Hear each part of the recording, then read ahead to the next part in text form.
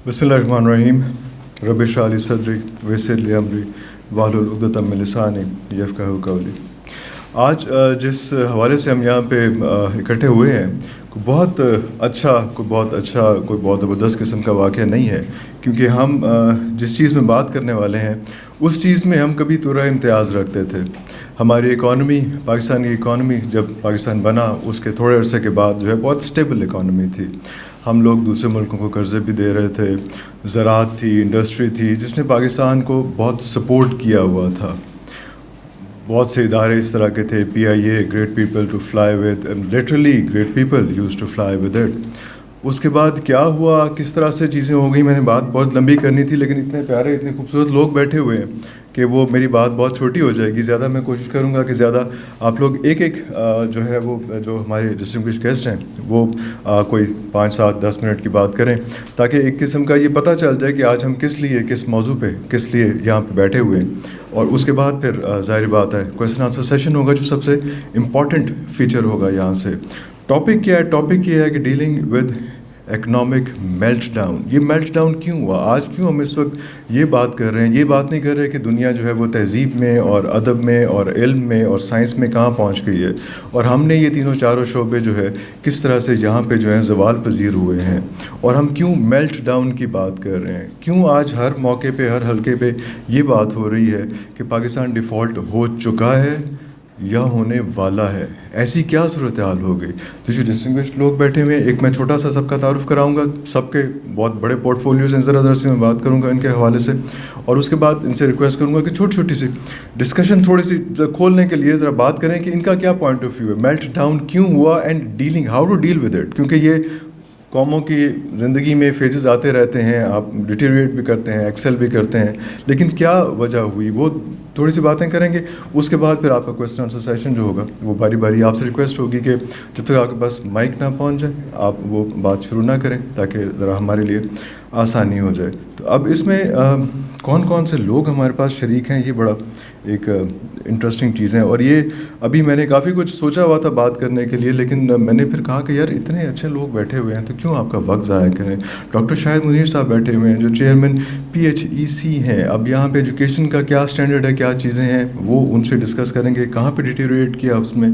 Director कोल technology जो है centre of coal technology Pakistan का था, उसमें भी इन्होंने जो है वो काफ़ी काम किया, लेकिन कहाँ तक पहुँचे हम, क्यों हम अभी तक बिजली बनाने में और चीज़ों में हम हैं। ये खैर बात की बात है, लेकिन ये उस हल्के में भी काम कर चुके हुए हैं। उसमें वट्टू साहब हैं जो एक बहुत बड़ी NGO चला रहे हैं, जो नॉन प्रॉफिट ऑर्गेनाइजेशन है, और द नूर प्रोजेक्ट के हवाले से जो ऑर्फन्स को और अंडर प्रिविलेज लोगों को और कम्युनिटीज़ को जो है वो सर्व कर रही है। बहुत बड़ा हल्का है जो इस वक्त, ये वो चीज़ें हैं जो गवर्नमेंट को करनी चाहिए थी, किसी हद तक कर भी रही होगी, लेकिन यहाँ पे सारा कुछ हो रहा है उसमें। काशिफ अनवर साहब हैं यहाँ पे, प्रेसिडेंट LCCI हैं। बहुत लंबा पोर्टफोलियो है इनका, लेकिन सिर्फ अभी हम यही बात करेंगे कि प्रेसिडेंट LCCI हैं। इसके बाद जो है वो ऑब्वियसली मियाँ मोहम्मद इदरीस साहब हैं यहाँ पे, जो बड़े बिजनेसमैन हैं, सोशल वर्कर हैं और CEO हैं सितारा केमिकल इंडस्ट्रीज़ के। और एक बहुत अहम फीचर है वो ये है कि जिस जगह पे जिस मौके पे हर बिज़नेस टाइकून जो है वो यहाँ पे आता है इस मुल्क में, और यहाँ पे कोशिश करता है कि कोई न्यूज़ चैनल या एंटरटेनमेंट चैनल जो है वो लेके आए। और वो जब मेरा मीडिया से कुछ अर्से का ताल्लुक़ है, तो जब लोगों से बात होती है तो वो कहते हैं कि यार मेरे अब स्केल बिज़नेस का इतना हो गया कि अब मुझे एक मीडिया से मुराद होता है एक न्यूज़ चैनल मुझे चाहिए, ताकि मैं अपने उस सारी वेल्थ को, उन चीज़ों को, अपनी प्रॉपर्टी को सिक्योर कर सकूं। तो मियां इदरीस साहब का एक जो फीचर है वो ये है कि उन्होंने उस दौर में सब कुछ होते हुए भी एक एजुकेशन चैनल अलिफ TV को उसको ऑप्ट किया कि भाई यार मैंने एजुकेशन देनी है, मैंने लोगों को होप देनी है, मैंने लोगों को आस दिलानी है, उम्मीद दिलानी है। तो ये एक बहुत बड़ा फीचर है। और साथ ज़ाहिर बात है कासिम अली शाह साहब उसमें एक इस किस्म के आदमी हैं, मोटिवेशनल स्पीकर हैं, कॉर्पोरेट ट्रेनर हैं, ऑथर हैं, कंसल्टेंट हैं, पब्लिक स्पीकर हैं, टीचर हैं, founder of Qasim Ali Shah foundation. काफ़ी नहीं सर, काफ़ी और चीज़ें है ये ना वैसे उसमें हाँ जी। तो उससे सबसे पहले जो है मैं वट्टू साहब से रिक्वेस्ट करूँगा कि वो थोड़ा सा बताएं कि how to deal with this economic melt down. Start करेंगे, उसके बाद फिर डिबेट स्टार्ट करते हैं। Thank you very much. Thank you. बिस्मिल्लाहिर्रहमानिर्रहीम। अस्सलाम वालेकुम। सबसे पहले तो शुक्रिया कासिम अली शाह साहब का اور عرفان صاحب کا کہ یہاں بلانے کا, اتنے اچھے دوستوں سے ملوانے کا, اور میں بھی سیکھوں گا آپ سے. جو میں نے سیکھا ہے وہ اپنی زندگی کے تجربے سے میں تھوڑا سا بتاؤں گا. میری والدہ 14 اگست 1947 کو اسی دن پیدا ہوئیں جس دن پاکستان بنا. مجھے یاد ہے کہ میرے نانا اور میری پڑنانی جو ہمیں بتایا کرتے تھے کہ کتنے ہمارے رشتہ دار جو تھے وہ کٹ گئے, عزتیں لٹیں. اسی طرح میرے ایک استاد تھے گورنمنٹ کالج لاہور میں, مشکور حسین یاد صاحب, ان کی پوری خاندان کٹ گیا. اور جب وہ ہمیں واقعات سنایا کرتے تھے تو دل خون کے آنسور ہوتا تھا, ایک ولولہ, ایک دل کرتا تھا کہ ہمیں بھی اپنے ملک کے لیے قربان ہونا ہے, ہمیں بھی اپنے ملک کے لیے کٹ جانا ہے, اور ہم نے اس کی ترقی, اس کو اوپر لے کے جانا ہے کسی نہ کسی حوالے سے. تو بالکل ایسے ہی جب یہ پاکستان بنا تو لوگوں کا ولولہ, لوگوں کا جو جذبہ تھا وہ اتنا زیادہ تھا کہ وہ ہر طرح سے ایک نیک مسلمان اور ایک پاک مسلمان کے طور پر پاکستان کو اوپر لے کے جانا چاہتے تھے, کیونکہ اسلام کے نام پر یہ حاصل ہونے والا ملک ہمارے مسلمانوں کے لیے ایک آزادی کا پیغام لے کے آیا تھا. ہم بڑی تیزی سے اوپر گئے جیسے ابھی عرفان صاحب نے بتایا, اور جانا بھی چاہیے تھا کہ جب آپ کوشش کرتے ہیں ایمانداری سے, نیت سے, دیانتداری سے, تو آپ اوپر ہی جاتے ہیں, نیچے نہیں جاتے. آپ ہمیشہ ہیروز جو دیکھیں گے وہ نیچے سے اوپر جاتے ہوئے دیکھیں گے. پیراشوٹر کو کبھی آپ ہیرو بنتے نہیں دیکھیں, اوپر سے نیچے آئیں گے, وہ نیچے کی طرف, اور نیچے سے اوپر جانے والے ہمیشہ جو تلخ تجربوں سے گزرے ہوتے ہیں, جو محنت کر کے, کٹ کے اور قربانیاں دے کے آئے, وہ تو اوپر ہی جاتے ہیں. رات کو میں نے ایک کالم لکھا, میں کبھی کبھار ایک کالم لکھتا ہوں بنیرا کے نام سے, تو اس میں یہی موضوع تھا. عجیب سی بات ہے کہ اسی پہ آج مجھے بولنا بھی ہے کہ کون سی نظر لگ گئی ہمیں, یا کس نے بھانپ لیا کہ یہ تو پوری دنیا پہ یہ چھا جانے والا ملک ہے. اور جس طرح سے مدینہ کی ریاست پھیلتی پھیلتی پوری دنیا پہ ہم لوگ آ گئے مسلمان, اور ہر جگہ ہماری حکومتیں رہیں, تو کوئی نہ کوئی ڈر ضرور گیا, اور کہیں نظر لگی, اور قائد اعظم کو سب سے پہلے اس کا ٹارگٹ بنایا گیا کہ کہیں یہ قانون نہ بنا جائیں, کہیں یہ آئین نہ بنا جائیں, کیونکہ ان کا بنایا ہوا آئین اگر آج ہوتا تو شاید ہمیں آج جو مشکلات ہو رہی تھی یہ نہ ہوتی. اس کے بعد ان کو ختم کیا گیا. میں اس میں نہیں جاتا ڈیٹیل میں, جو ہم نے پڑھ رکھا ہے, کہیں نہ کہیں غلطیاں, کہیں نہ کہیں چیزیں, حقائقیں چھپی ہوتی ہیں, کہیں نہ کہیں کسی وجہ سے کوئی آپ کو غلط فہمیاں بھی پیدا کی جاتی ہیں. آگے چلتے ہیں تو کوئی اور سنبھالنا شروع کر دیتا ہے ہمیں, اور ہمیں چلانا شروع کر دیتا ہے, ہمیں اکنامک ایشوز میں ڈالنا شروع کر دیتا ہے. ہم پھر چلتے ہیں, پھر دیکھتے ہیں کہ کہیں نہ کہیں پھر ہمیں دو لخت کر دیا جاتا ہے. اور جانتے بوجھتے ہوئے ہم اتنے قریب تھے کہ ہم آپس میں کھاتے پیتے بڑے ہو رہے تھے, اور جتنے بازو جتنے مرضی دور ہوں, جب آپ ان کو اکٹھا کریں گے تو آپ ایسے انہیں ملا سکتے ہیں. یہ ہو ہی سکتا آپ کہیں جی وہ ادھر تھا تو یہ ادھر تھا. تو بہرحال آپ سب جانتے ہیں, اس ڈیٹیل میں جائے بغیر یہ سارے ایشوز پیدا ہوتے چلے گئے. ہمیں کمزوری, آبادی بہت تیزی سے بڑھتی چلی گئی, جاگیردارانہ نظام, گورے کی آزادی سے کالے گوروں کی ان کی غلامی میں ہم چلے گئے. اور فائنلی یہ ہوا کہ ہم پیدا کرتے چلے گئے جہالت کو, اور جاگیرداروں نے اور سرمایہ داروں نے ہمارے اوپر حکومتیں کرنا شروع کر دیں, اور کبھی بھی ہمیں اس جہالت سے نکلنے کا موقع نہیں دیا. آپ پڑھے لکھیں گے نہیں تو آپ کیسے مقابلہ کریں گے, کبھی بھی نہیں کر سکتے. تو میں باقی بھی موقع دوں گا, بیچ میں اور سوالات بھی لوں گا, لیکن ایک چیز جو ابھی میں سمجھتا ہوں میرے اپنے بچوں کے اوپر, میرا بڑا بیٹا بیرسٹر ہے, چھوٹا آرکیٹیکٹ ہے, آپ لوگ جو سامنے بچے بیٹھے ہوئے ہیں, آپ سے مجھے بڑی امیدیں ہیں. اسی جس طرح علامہ اقبال کو تھیں, مجھے بھی بہت امیدیں ہیں. اور میں ایک چیز پہ پورا یقین رکھتا ہوں, نبیوں تک, پیغمبروں تک کوئی نہیں پہنچ سکتا, لیکن کسی بھی شخص سے, چاہے وہ قائد اعظم ہے, چاہے وہ عمران خان ہے, چاہے وہ نواز شریف ہیں, چاہے وہ کوئی بھی ہے, جو اور بڑے نام بھی گن لیں, ان سے اوپر جا سکتے ہیں آپ. تو میں یہ سمجھتا ہوں کہ آپ سب کے اندر وہ پوٹینشیل ہے, آپ اپنے ملک کو اوپر لے کے جائیں گے, اور یہی ایک سرمایہ ہے جو آپ ہمارے سامنے بیٹھے ہوئے ہیں. Thank you very much.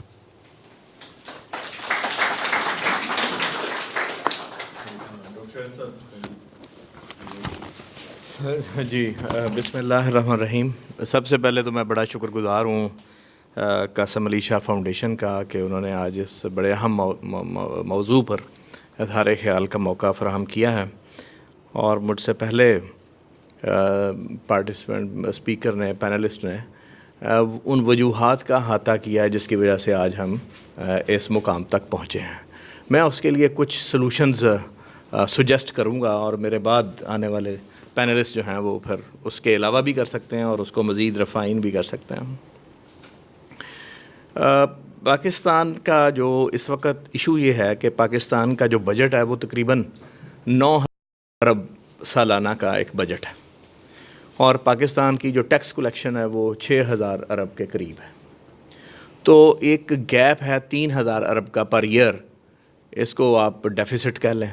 Us deficits کو میٹ کرنے کے لیے پاکستان کی حکومت قرضے لیتی ہے اور کئی سالوں سے ہم یہ قرضے لے رہے ہیں اور ڈفرینٹ شرح سود کے اوپر لے رہے ہیں. اور غالب نے کہا تھا کہ قرض کی پیتے تھے میں لیکن سمجھتے تھے کہ ہاں رنگ لاوے کی ہماری فاقہ مستی ایک دن. تو اس کے اوپر ہم مست رہے اور قرضوں پہ قرضے لیتے رہے, ادھر سے قرض پکڑا اور واجب الادا قرض جو ہے وہ دے دیا.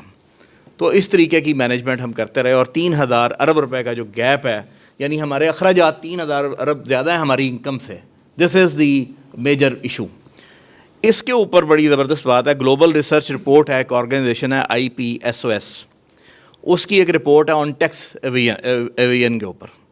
وہ یہ کہتی ہے کہ پاکستان کی جو GDP ہے, جو پاکستان کی بلیک اکانومی ہے, جو پاکستان کی انفارمل اکانومی ہے, جو پاکستان کی شیڈو اکانومی ہے, کاشف انور صاحب اس کے اوپر زیادہ ڈیٹیل سے بات کریں گے, یہ 40% آپ کی بلیک اکانومی ہے.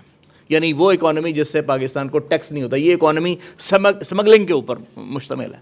اور کچھ رپورٹس میں نے ایسی پڑھی ہیں جس میں یہ فگر 35.6% تک گئی ہے, اور اس رپورٹ جس کا میں تذکرہ کر رہا ہوں اس نے 40% تک کہا ہے. یعنی اگر یہ سمگلنگ کے اوپر کنٹرول کر لیا جائے اور بلیک اکانومی کو آپ ٹیکس نیٹ کے اندر لے آئیں تو آپ کا یہ تقریباً 9000 ارب روپے ہے جو آپ کا خرچہ ہے وہ پورا ہو جاتا ہے اور آپ کو کسی قرض لینے کی ضرورت باقی نہیں رہتی. دوسری جو ہمارا ایک ایشو ہے وہ ہے پاپولیشن کا. اس پورے ریجن میں اگر آپ دیکھیں پاکستان کا جو پاپولیشن گروتھ ریٹ ہے وہ 1.8% ہے, جبکہ انڈیا کا صرف 0.8% ہے اور چین کا 0.1% ہے. سری لنکا اور بنگلہ دیش کا 1.1% ہے.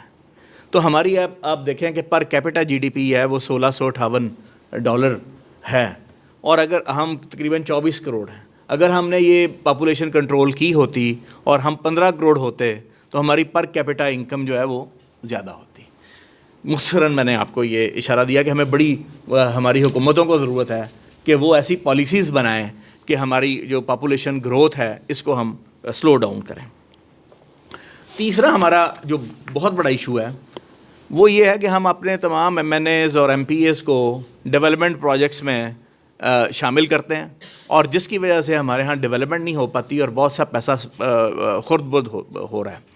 ہمیں اپنی جو لوکل گورنمنٹس ہیں اس کو امپاور کرنا چاہیے. امریکہ میں لوکل گورنمنٹس وہ جگہ ہیں جہاں جمہوریت کے ایکسپیریمنٹس کیے جاتے ہیں اور جو سکسیزفل ہوتے ہیں انہیں ملکی لیول کے اوپر, وفاق کے لیول کے اوپر ان کامیاب تجربات کو اوپر رپیٹ کیا. These are the laboratories of democracy.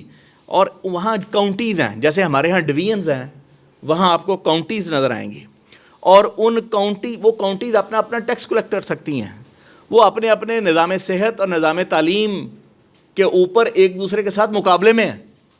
مثلاً ٹیکسس کے اندر جو لاز ہیں, آپ گن رکھ سکتے ہیں, اسلحہ رکھ دوسری ریاست میں نہیں رکھ سکتے. تو وہ ریاستیں آپس میں معاشی مقابلے میں ایک دوسرے کا سامنا کر رہی ہیں کہ کہاں اسٹینڈرڈ آف لیونگ جو ہے وہ زیادہ ہائی ہے. تو ہمارے ہاں ایسا کیوں نہیں ہو سکتا کہ ہر ڈویژن کا ایک الیکٹڈ کمشنر ہو اور ہر ڈسٹرکٹ کا ایک الیکٹڈ میئر ہو اور گجرانوالہ جو ہے وہ گجرات کے ساتھ مقابلہ کر رہا ہو, فیصل آباد لاہور کے ساتھ مقابلہ کر رہا ہو اور لاہور جو ہے وہ کسی اور شہر کراچی کے ساتھ مقابلہ کر رہا ہو کہ لیٹس سی کہ ہم نے اس دفعہ کتنی ٹیکس کلیکشن کی ہے, ہماری یونیورسٹیز کا معیار کیسا ہے, ہمارے ہاسپٹلس کا معیار کیسا ہے, ہم ویلفیئر کے کیا پروجیکٹس دے رہے ہیں. تو اس قسم کے کمپٹیشن ہمیں اپنی لوکل گورنمنٹس کو, جب تک ہم اپنے بلدیاتی نظام کے اندر امپاور کو ڈیوالو نہیں کرتے اس کو, اور یہ جو MNA اور MPAs ہیں ان کو صرف لیجسلیشن تک محدود نہیں کرتے, ڈیولپمنٹ جو ہے وہ سلو ڈاؤن رہے گی. اسی طرح اگر آپ چین کو دیکھیں تو ڈینگ زیاؤ پنگ نے جب چائنیز اکانومی کو لبریٹ کیا تو اس نے اپنی گورنمنٹ کو یہ کہا کہ چائنا کو 4 زون میں تقسیم کیا اور 4 اکنامک زونز اس نے, جس طرح ہمارے ہاں ٹیکس فری اکنامک زون بنتے ہیں، تو اس نے 4 زونز بنائے. ان میں سے شنزن ریجن جو تھا وہ بہت ہی سکسیزفل تھا. 5 سال انہوں نے اس کی اسٹڈی کی، اور اس کے بعد آج چین کے اندر 35 یہ ریجنس ڈیولپ ہو چکے ہیں. اور جن لوگوں نے پہلے ریجن میں شنزن ریجن میں کام کیا تھا وہی پریزیڈنٹ شی کی ٹیم کا سب سے بڑا ایک حصہ ہیں. تو ہمیں یہ تجربات اپنے ڈویژن لیول کے اوپر لانے ہوں گے، ڈسٹرکٹ لیول کے اوپر لانے ہوں گے، اور پھر اس طریقے سے ہمیں آگے بڑھنا ہوگا. اسی طرح مینوفیکچرنگ انڈسٹری ہماری جی ڈی پی میں صرف 19.12% کنٹریبیوٹ کر رہی ہے. ہم جیسے جتنے بھی ترقی پذیر ملک ہیں اس کی اگر ہم انڈیجنس مینوفیکچرنگ بیسڈ اکانومی کو ڈیولپ کریں تو صرف یہی ایک راستہ ہے جس میں میاں رئیس صاحب میرے پاس بیٹھے ہیں، جو ہمارے ملک کی یوتھ کو امپلائمنٹ دے سکتی ہے. اگر ہماری اپنی مینوفیکچرنگ بیس کو ہم اسٹرانگ کریں، امپورٹس کو کم کریں، تو یہ امپلائمنٹ بھی جنریٹ کرے گی اور ٹیکس ریونیوز بھی جنریٹ کرے گی. اور دس از دی اونلی وے فارورڈ کے بجائے ہم یورپ کی اور دوسروں کی نقل کریں اور براہ راست جمپ ان کریں انٹو دی سروسز سیکٹر. ہمیں مینوفیکچرنگ بیسڈ اکانومی کو اسٹرینتھن کرنا ہوگا.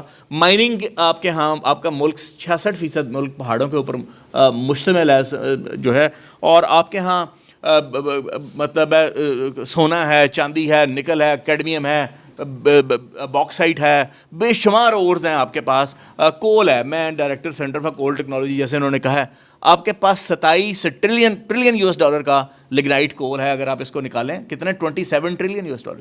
اچھا آپ اس کو اس طرح آپ کے پاس بے شمار منرل ہیں. آپ دنیا کی ایک ویلتھیسٹ نیشن ہے، لیکن ہمارے پاس ایسا ہیومن ریسورس نہیں، ہمارے پاس ایسی ٹیکنالوجی نہیں کہ ہم اس کو ایکسکیویٹ کر لیں، اس کو ریفائن کر لیں، انرچ کر لیں اور انٹرنیشنل مارکیٹ میں اس کو بیچ سکیں. تو جو مائننگ انڈسٹری ہے اس کا صرف اور صرف جو شیئر ہے وہ 2.4% ہے.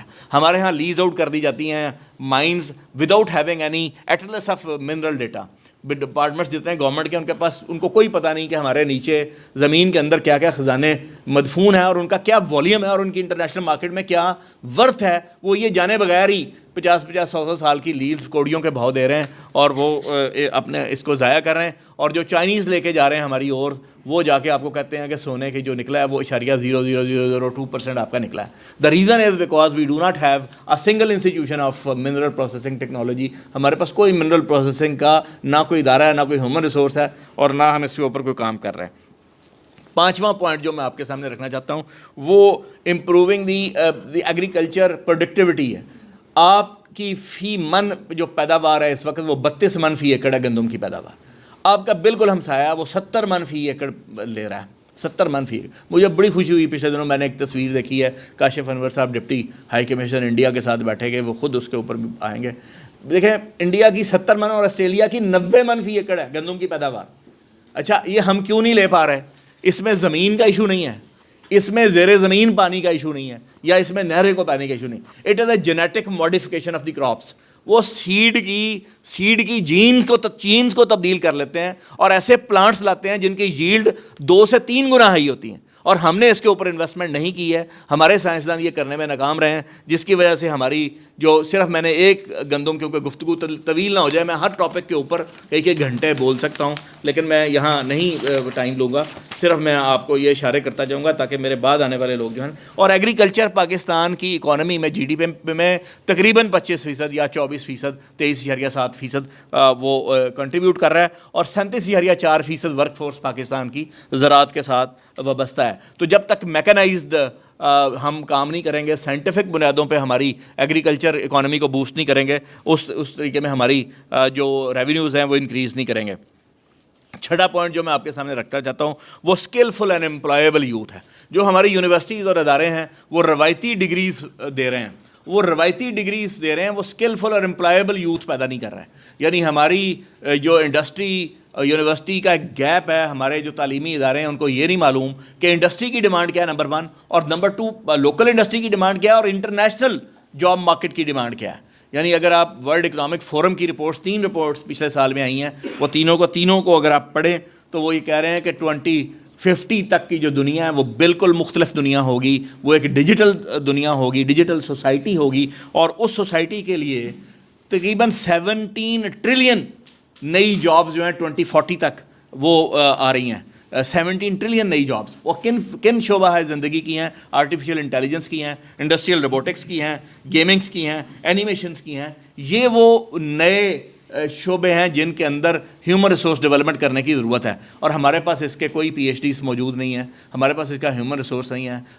हमें इसकी प्लानिंग करनी चाहिए और इसके ऊपर सेंटर फॉर एक्सीलेंस हमें करना चाहिए। हमारा जो है एक साल में पिछले साल जो एक रिपोर्ट है उसमें अब देखिए कि हमारी जो डायरेक्ट फॉरेन इन्वेस्टमेंट है वो 2.1 बिलियन है इस वक्त, 2.1 बिलियन एनुअली है, और हमारी रेमिटेंसेस 31.31 बिलियन है। ये मैं 2021 का डेटा आपके सामने रख रहा हूँ, और इसमें हमारे एक साल में पिछले साल कोई 8,32,339 जो लोग हैं उन्होंने पाकिस्तान छोड़ा, और इस रोज़गार के लिए। और इसको बाज़ लोग ब्रेन ड्रेन कह रहे हैं, लेकिन मैं इसको एक बिल्कुल डिफरेंट पर्सपेक्टिव में ले रहा हूँ। इसमें 92,000 लोग वो हैं जो हमारे हाईली क्वालिफाइड लोग हैं, उसमें हमारे डॉक्टर्स हैं, हमारी नर्सेज हैं, इंजीनियर्स हैं, IT एक्सपर्ट्स हैं, अकाउंटेंट्स हैं, और इसमें मेजॉरिटी के सऊदी अरेबिया, UAE, रोमानिया और दूसरे मुल्कों में ये गए हैं। तो मैं मतलब इंग्लैंड के अभी ट्रिप से वापस आया हूँ वहाँ, तो वहाँ जो एसोसिएशन है डॉक्टर्स और फिजिशंस की, उसके प्रेसिडेंट ने हमें एक इशाया दिया, और उसमें उन्होंने कहा कि यहाँ 5,000 नर्सेज़ की ज़रूरत है फ़ौरी तौर पे बरतानिया को, और एक नर्स जो है वो 78,000 पाउंड सालाना कमाती है, जो कि 18-19 लाख पाकिस्तानी बनता है। तो हमने अब ये जो करंट डेटा है इसमें हमने कोई 2,13,000 शायद फिगर है, 2,15,000 सॉरी 2,13,000 ड्राइवर्स एक्सपोर्ट किए हैं पिछले एक साल में, ड्राइवर्स। तो इन ड्राइवर्स की बजाय अगर हम टैक्सी, अगर हम IT एक्सपर्ट्स एक्सपोर्ट कर रहे होते, अगर हम इंग्लिश लैंग्वेज के टीचर्स एक्सपोर्ट कर रहे होते, अगर हम डॉक्टर्स एक्सपोर्ट कर रहे होते, तो अगर हम नर्सेज एक्सपोर्ट कर रहे होते, तो हमारी रेमिटेंसेस जो हैं वो कोई 80 बिलियन US डॉलर तक हम ले जा सकते हैं। तो हमारे पास हमारे जो यूथ है वो 15 से 30 साल तक की जो यूथ है वो हमारी टोटल आबादी का 64% है। तो हमें ज़्यादा से ज़्यादा अपनी यूथ को स्किलफुल और एम्प्लॉयबल यूथ बनाना चाहिए, और इंटरनेशनल मार्केट में भी एक्सपोर्ट करना चाहिए। उससे हम बहुत सारे रेवेन्यूज़ जो हैं वो कमा सकते हैं। इंडिया ने IT की इंडस्ट्री से ऊपर 115 बिलियन डॉलर्स पर ईयर वो कमाता है उसके एक्सपोर्ट से, जबकि सऊदी अरेबिया अपनी ऑयल एक्सपोर्ट से 85 बिलियन कर रहा है। तो पाकिस्तान को इसके ऊपर इस किस्म की ह्यूमन रिसोर्स डेवलपमेंट के ऊपर एक प्लानिंग करनी चाहिए। हमारी जो यूनिवर्सिटीज़ की एक्सेसिबिलिटी है हमारी यूथ के लिए, इतनी बड़ी यूथ के लिए सिर्फ 13% है, सिर्फ 13% यूथ को यूनिवर्सिटी नसीब होती है। और इंडिया में अगर आप देखें तो अर्बन इंडिया में 44% है और रूरल इंडिया में 24% है, और हमें इसको इन्हांस करने की ज़रूरत है। हमने विजन 2025 में ये लिखा था कि हम इसको 2025 तक 30% पे लेके जाएंगे, लेकिन हम सिर्फ 13% पे अटके हुए हैं। तो इसकी ज़रूरत होगी। 7वां जो पॉइंट्स है वो चीप एनर्जी का है। जब आप देखें आपकी जो एक्सपोर्ट अर्निंग्स हैं वो 30 से 32 अरब डॉलर के दरमियान है, पिछले 2-3 साल से चल रही हैं। 32 अरब डॉलर की आप एक्सपोर्ट कर रहे हैं। आप जो खर्चते हैं on the import of furnace oil, और आप RLNG को फॉर पावर, और फिर उसको RLNG को और उस फर्नेस ऑयल से आप बना रहे हैं बिजली, वो 17 अरब डॉलर आप खर्चते हैं साल के। कितने? 17 अरब। और आप IMF से आपका जो 3-4 का साल का टोटल आप उसके लिए मिन्नतें और तरले कर रहे हैं वो 7 अरब डॉलर हैं, जिसमें से आप 1 अरब डॉलर के लिए कभी आपको जाना पड़ता है सऊदी अरब, कभी 3 अरब डॉलर के लिए जाना पड़ता है कभी। तो आप 17 अरब डॉलर का आपका खर्चा है per year to import your RLNG और टू इम्पोर्ट योर जो है ना वो गैस। तो हमें अपने एनर्जी, मैं एक गवर्नमेंट ने अभी रिसेंटली बनाया consortium on the energy policy strategy, उसको हेड करता हूँ। तो आप देखिए पाकिस्तान की एनर्जी जो है वो उसके इंडिजिनस रिसोर्सेज से बननी है, तब वो आपके 17 अरब डॉलर भी बचेंगे। मसलन पाकिस्तान को अपने सूरज को एक्सप्लॉइट करना है, अपनी हवा को एक्सप्लॉइट करना है, अपने सोलर पैनल्स को बनाना है। अगर सोलर पैनल भी लेने हैं, चीन से इंपोर्ट करने हैं, तो उस किस्म की सोलर एनर्जी का भी आपको कोई फ़ायदा नहीं होगा। इसी तरह आपको अपने कोयले से बिजली बनानी है। और आपको मैं बताऊँ कि ये एक प्रोपेगेंडा, पाकिस्तानी कोल बेस्ट कोल है फॉर द पावर प्रोडक्शन। और जो चीज़ें मैं आपके सामने रखना चाहता हूँ वो ये है कि इससे क्लीन एनर्जी बने। जो टेक्नोलॉजी आज यूज़ की जा रही है, मैं वो पाकिस्तान का वाहिद शख्स था जिसने समर मुबारक मंद की मुखालफत की थी कि ये अंडरग्राउंड कोल गैसिफिकेशन से बिजली नहीं बनेगी। और आज और उसके बाद में उसको माना गया और उसके मुताबिक काम किया गया। आज मैं एक और चीज़ इस फोरम से लाना चाहता हूँ कि पाकिस्तान जिस टेक्नोलॉजी से बिजली बना रहा है थर के अंदर, چند ایک ابھی ہم صرف 3000 میگا واٹ بنا پائے ہیں جو کہ بہت کم ہے. ہمارا جو چین ہے وہ 10 لاکھ میگا واٹ بجلی کوئلے سے بنا رہا ہے. ہندوستان 2 لاکھ میگا واٹ اپنی بجلی کوئلے سے بنا رہا ہے. امریکہ بہت زیادہ, جرمنی, فرانس کوئلے سے بجلی بنا رہے ہیں. تو ہمارا جو کاربن فٹ پرنٹ پہ حصہ ہے وہ صرف 0.8% ہے. تو ہمیں جو ٹیکنالوجی یوز کرنی چاہیے وہ IGCC, integrated gas combined cycle. اس کی ایفیشنسی گیس پاور پلانٹ کے برابر 54% تک اس کی ہے. اس سے پر کیپٹا جو اس کی پر یونٹ کاسٹ ہے وہ بہت کم ہو جاتی ہے. یہ انوائرمنٹ فرینڈلی ہے. اگر آپ 2% پلانٹ ایفیشنسی انکریز کر دیتے ہیں تو 5% آپ اپنی کاربن ڈائی آکسائڈ ایمیشنز کو ریڈیوس کر دیتے ہیں. تو اس کے یہ ایک بہرحال ٹیکنو اکنامک ایشوز ہیں. اس طرح ہمیں اپنے ڈیمز بنانے ہوتے ہیں. اگر ہمیں آج وہ میگا ڈیم, بھاشا ڈیم یا کالا باغ ڈیم, ان میں سے ایک بنا ہوتا تو آپ کبھی اس سیلاب سے نہ ڈوبتے. صرف 1 لاکھ کیوسک پانی ایکسٹرا تھا وہ جو بڑے آرام سے سمندر میں جا سکتا تھا. تو ہمیں اپنے ہائیڈل, اپنے پانی کو, اپنے سورج کو, اپنی ہوا کو, اپنے کوئلے کو, ابھی پچھلے دنوں مودی نے اپنا ایک فیول جو ہے وہ دیا ہے جس کے اندر اس نے ڈیزل اور پیٹرول کے اندر بایو فیول کو ایڈ کیا. اگر ہم بایو فیول اپنے ایرومیٹک ڈیزل میں 10% تک ڈال لیں تو $1 لاکھ سالانہ آپ بچا سکتے ہیں. آپ کی سڑکوں کے اوپر, آپ کے ویرانوں کے اندر ایک پودا اگتا ہے جس کو ہم ارنڈ کا پودا کہتے ہیں, اور اس کے بیجوں کو آپ پکڑیں, یہاں اگا ہوگا کہیں باہر, آپ کے اس قاسم علی شاہ فاؤنڈیشن ہے یہاں کسی فٹ پاتھ پہ اگا ہوگا, اس کو براؤن کلر کے بیج لگتے ہیں, اس کو آپ آئل ایکسپیلر میں لے جائیں, اس سے کاسٹر آئل نکلتا ہے. کاسٹر آئل اگر آپ ایکسپورٹ کر دیں, کاسٹر آئل کی اپنی بڑی قیمت ہے, اور کاسٹر آئل سے میں نے خود یہ ریسرچ کروائی ہے کہ اس سے بایو ڈیزل بڑے آرام سے بنایا جا سکتا ہے. آپ کی جو ولیجز کے اندر گائے بھینسوں کے, انڈیا نے بہت کام کیا اپنے ولیجز کے اندر, انہوں نے گوبر گیس کے پلانٹس لگائے ہیں, اور اس کے اوپر بھی ہم کام کر چکے ہیں کہ گوبر گیس کے اندر 64% میتین کانٹینٹ ہے. ہمیں اپنے اگر تبدیلی لانی ہے تو اپنے ولیجز کو ماڈرنائز کرنا ہوگا, ان کے اندر یہ گوبر گیس پلانٹس دینے ہوں گے تاکہ انڈیجنس سورسز سے ہم اپنی انرجی کو پروڈیوس. جب کاسٹ آف انرجی بڑھ جاتی ہے تو آپ کی پروڈکٹس مہنگی بنتی ہیں, اور کاسٹ آف پروڈکشن بڑھ جاتی ہے, اور آپ انٹرنیشنل مارکیٹ میں کمپیٹیٹیو نہیں رہتے. تو چیپر انرجی آپ اسی صورت میں بنا پائیں گے جب آپ اپنے انڈیجنس فیولز کو یوز کریں گے, اور ان سے نہ کہ امپورٹڈ کے اوپر آپ کبھی سستی بجلی نہیں بنا پائیں گے. 8واں پوائنٹ میرا جو پوائنٹ یہ ہے کہ پاکستان کی تمام پولیٹیکل پارٹیز کو ایک میثاق کرنا ہے, اور وہ صرف 2 نکات کے اوپر مشتمل ہونا چاہیے. وہ ہے پیس اور اکنامک ڈیولپمنٹ کے اوپر. یہ پاکستان پیپلز پارٹی, پاکستان تحریک انصاف, پاکستان مسلم لیگ نواز, جماعت اسلام, یہ ان کو ایک آل پارٹیز کانفرنس کرنی چاہیے, اور یہ بتانا چاہیے کہ اگلے 25 سال کے لیے ہماری یہ پالیسیز رہیں گی اکنامکس کی, اکنامک ڈیولپمنٹ کی, اور پیس کے بارے میں ہماری 0 ٹالرنس رہے گی. طالبان کے بارے میں, فلاں کے بارے میں فلاں, یہ 2 پوائنٹس کے اوپر حکومتیں بدلتی رہیں, لیکن پاکستان کی اکنامک پالیسی نہیں بدلے گی. 9واں پوائنٹ میرا آخری پوائنٹ یہ ہے جو پیسفل اور friendly relation ship with the neighbours. دیکھیں, آپ اس خطے میں رہتے ہیں اور اس خطے کی قسمت ایک دوسرے کے ساتھ جڑی ہوئی ہے. آپ اور کچھ فورن جو طاقتیں ہیں وہ نہیں چاہتی کہ پاکستان ترقی کر رہا ہو اور یہ خطہ ترقی کر رہا ہو, اور وہ ایک اپنا ورلڈ آرڈر دنیا کے اوپر امپوز کیے ہوئے ہیں. یہ ایک الگ بحث ہے جس کے اوپر پھر میں کئی گھنٹے بول سکتا ہوں, لیکن میں آپ کے سامنے یہ رکھنا چاہتا ہوں کہ اس کا ایک ہی طریقہ ہے کہ پولیٹیکل جو لیڈرشپ ہے اس کے اندر یہ اسٹیٹسمین شپ ہو کہ وہ اس خطے میں ٹریڈ اپنی ریجنل کرنسیز کے ساتھ کریں, اپنے آپ کو ڈی لنک کرنے کی کوشش کریں ڈالر کے ساتھ. ڈالر ایک امریکہ کے پرنٹنگ پریس سے نکلے ہوا ہے ایک پیپر ہے, اور جب تک آپ دنیا اپنی اکانومیز کو اس سے ڈی لنک نہیں کرتی اور سبسٹیوٹ سولوشن نہیں کرتی, وہ پاورز جو ہیں وہ ویک نہیں ہوں گی اور وہ آپ کو کھڑا نہیں ہونے دیں گی.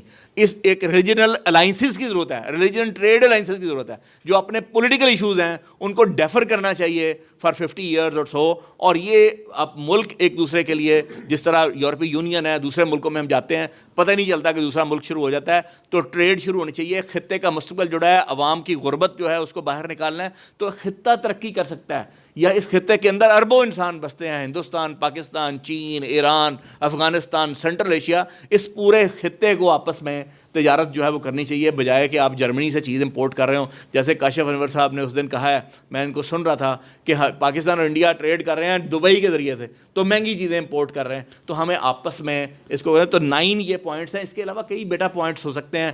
یہ بڑے بڑے انٹرپرینورز بیٹھے ہیں, یہ آپ کو زیادہ بہتر بتا سکتے ہیں, لیکن میں نے یہ 9 بریفلی چیزیں آپ کے سامنے رکھی ہیں. ایک پوائنٹس کے اوپر آپ ریسرچ کر سکتے ہیں, اسٹوڈنٹس جو ہیں وہ PhD کر سکتے ہیں, دوسری چیزیں کر سکتے ہیں, اور ایک ٹاپک کے اوپر ایک الگ الگ نشست بھی ہو سکتی. Thank you very much. Doctor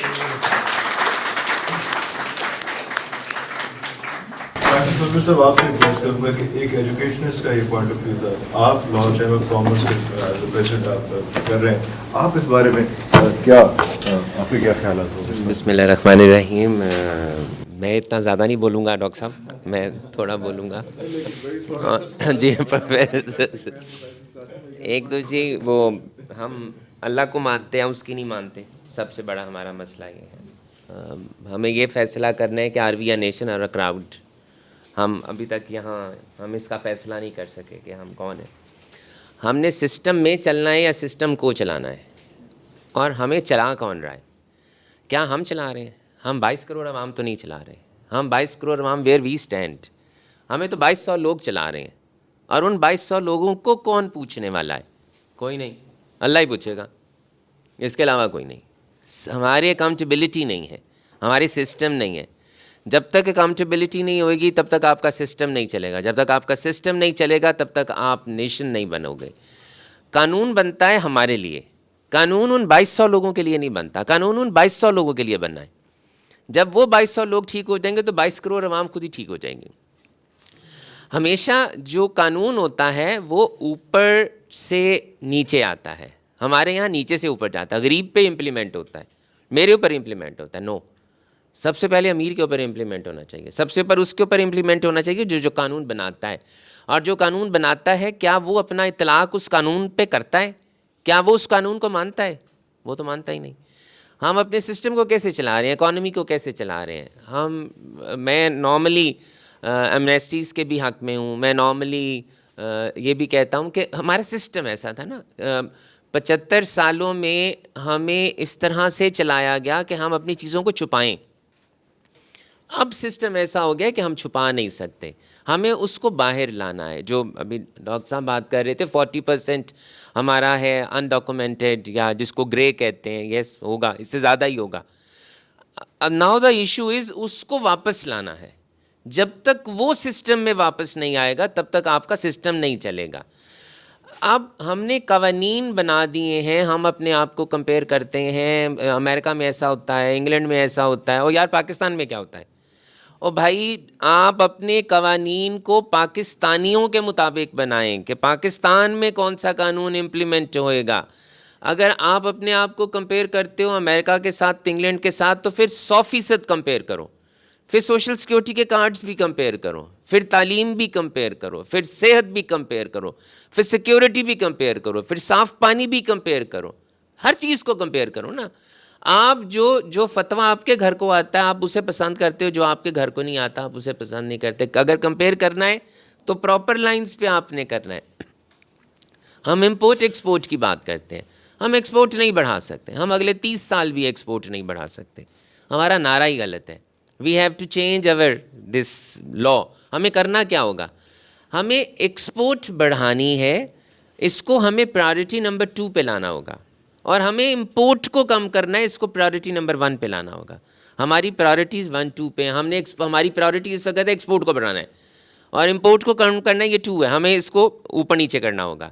ہماری امپورٹ کیسے کم ہوگی؟ By industrialisation, by import substitution, by developing more and more industry, by giving more and more facilities to the existing industry and the tax payers. آپ کا جو tax net کے اندر آتا ہے وہ چور ہے.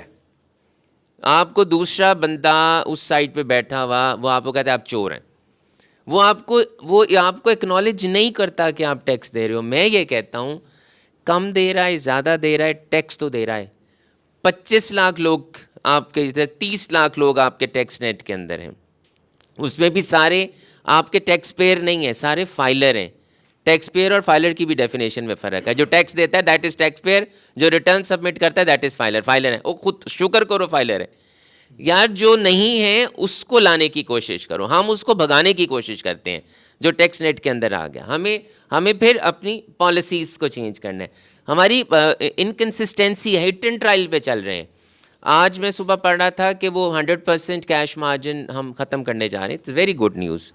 بات یہ ہے ہم نے اپنے ٹریڈ ڈیفیسٹ امپورٹ بل کو کم کرنا ہے، 100% کیش مارجن لگا دو، ارسپیکٹو آف دا فیکٹ کہ یار ہم وی آر ناٹ امپورٹ، ہم امپورٹ بیسڈ کنٹری ہیں. ہم نے تمام را مٹیریلز اپنی انڈسٹری کو چلانے کے لیے امپورٹ کرنے ہیں. اگر میں امپورٹ ہی نہیں کروں گا را مٹیریلز تو انڈسٹری کیسے چلے گی؟ انڈسٹری نہیں چلے گی، را مٹیریل فنش گڈس کیسے بنیں گے؟ فنش گڈس نہیں بنیں گے، میں لیبر کو کیسے دوں گا؟ لیبر کو نہیں دوں گا تو میری فیکٹری کیسے چلے گی؟ فیکٹری نہیں چلے گی تو میں ٹیکس کیسے دوں گا؟ ساری چین ہے. ہم بس یہ سوچتے ہیں کہ یار ہم نے امپورٹ بل کو کم کرنا ہے، امپورٹ بند کر دو. اس کا افیکٹ کیا ہوگا؟ ہمیں سارے سسٹم کو چیک کرنے کی ضرورت ہے.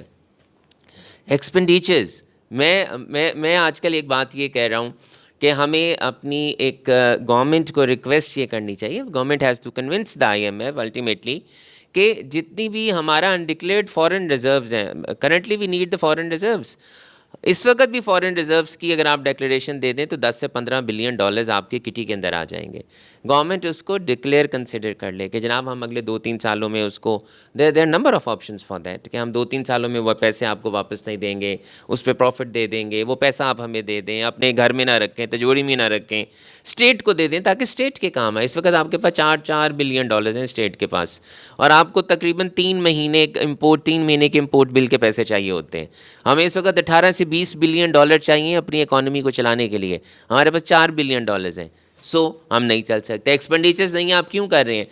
کیوں نہیں گورنمنٹ تمام اپنے سیاستدانوں کے جتنے بھی اخراجات ہیں، مجھے تو 2 روپے کی چائے نہیں ملتی، مجھے تو 20 روپے کی کھانے کی پلیٹ نہیں ملتی، مجھے تو نہیں ملتی فیسیلیٹیز بینگ اے پاکستانی.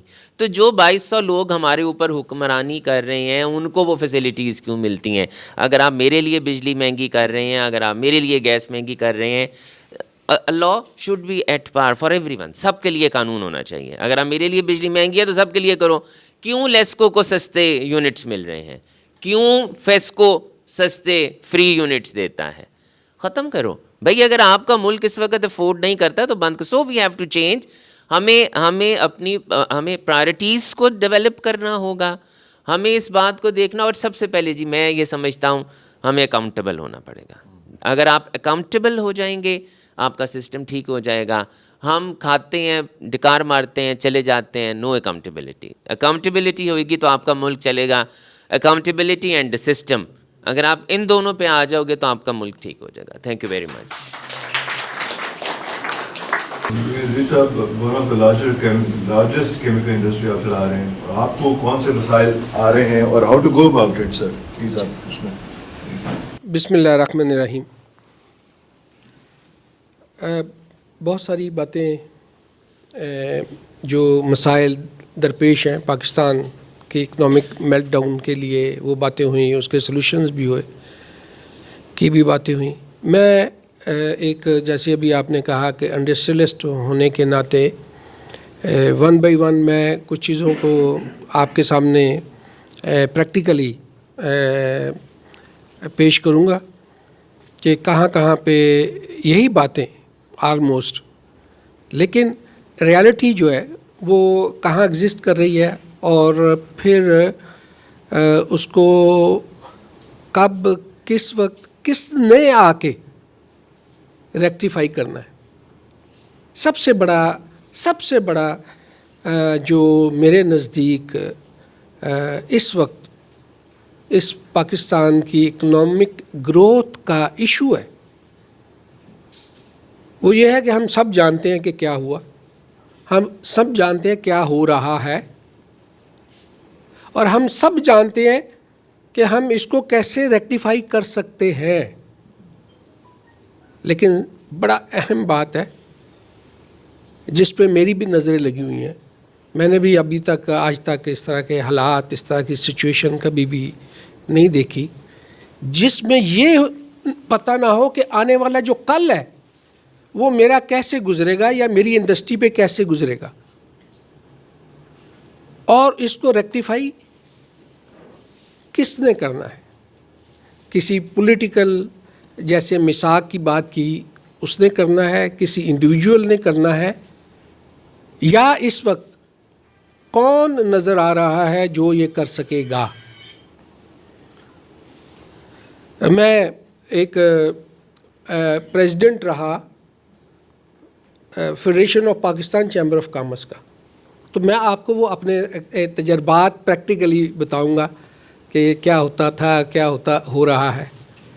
پھر میں ایک ٹائم پہ پاکستان ٹیکس براڈننگ کمیٹی کا چیئرمین تھا، جو کہ منسٹری آف فنانس نے جو ہے وہ اس کا نوٹیفیکیشن کیا، اور اس میں میرے جو ایف بی آر اور بہت بڑی پاورفل کمیٹی تھی پاکستان کی، پاکستان لیول پہ، وہ بھی میرے نظر سے جب یہ پریزنٹیشنز گزری تو مجھے اندازہ ہوا کہ کہاں پہ ہماری ویکنیسز ہیں، کہاں پہ ہماری کمزوریاں ہیں، جس کی وجہ سے پاکستان کے اندر جو ٹیکس کلیکشن مشینری جو ہے